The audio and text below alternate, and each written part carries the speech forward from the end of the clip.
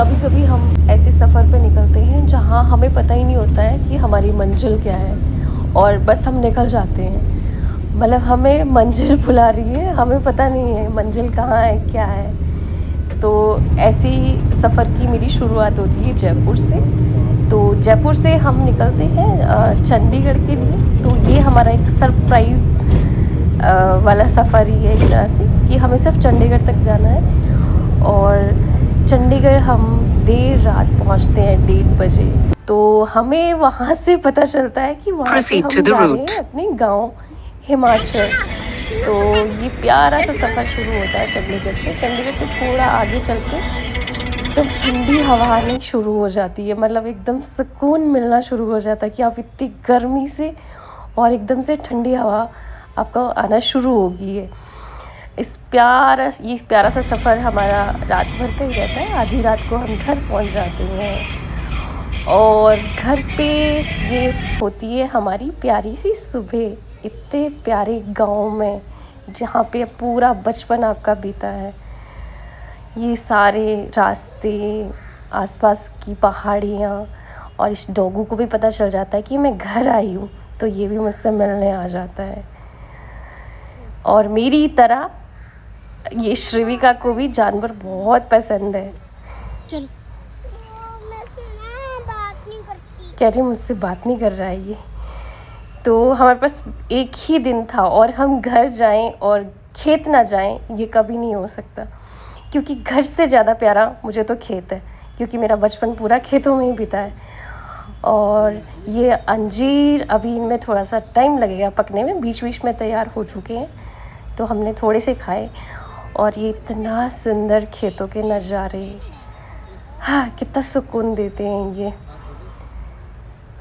और ये बच्चा भी ये पूरी नेचर गर्ल है अपने मासी की तरह। इसको भी नेचर पसंद है, जानवर पसंद है।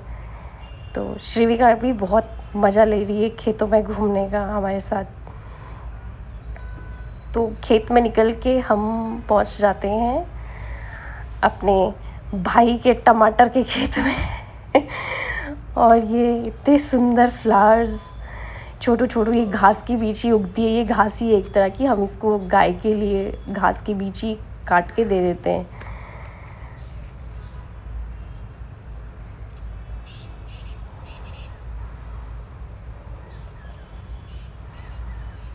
ये हम सभी खेत के किनारे थोड़ी देर बैठते हैं और भाई का इतना सुंदर टमाटर का खेत और इतनी प्यारी सेटिंग कह रहा था कि इसकी फ़ोटो मत डालना अभी सोशल मीडिया पे। और ये सेब का बगीचा जो अभी काफ़ी कम एज का है, अभी 4 साल का है। और ये मम्मी बगीचे में घास काट रही है। मम्मी उल्टे हाथ से घास काटते हैं, तो मैं भी उल्टे हाथ से घास काटती थी बचपन में। मम्मी को देख के मुझे भी मन किया कि मैं भी ट्राई करती हूँ कि कहीं मैं भूल तो नहीं गई। वैसे भूलते तो नहीं हम कुछ भी, अगर जो भी हमने बचपन में सीखा है। तो थोड़ा सा मैंने भी ट्राई किया कि मैं घास काट लेती हूँ।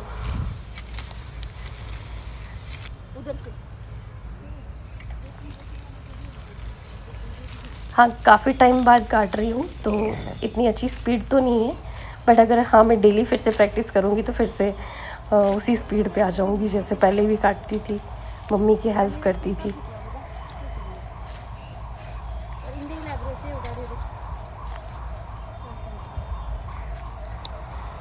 जहाँ पे आपका बचपन बीता हो, मुझे लगता है हम वहाँ से बहुत जुड़े होते हैं। और यहाँ पे तो ऐसे मन करता है कि बस हम यहीं पे समा जाए।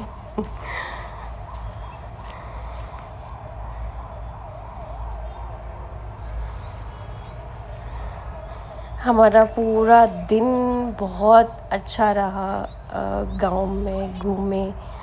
और ये भैया का बेटा छोटे वाला इतना क्यूट, इतना क्यूट, इतना क्यूट, इसको मन कर रहा था इसको साथ ही ले जाऊं मैं। बहुत प्यारा है। और ये इसके मटके। और अब टाइम आता है अपने गांव से विदा लेने का।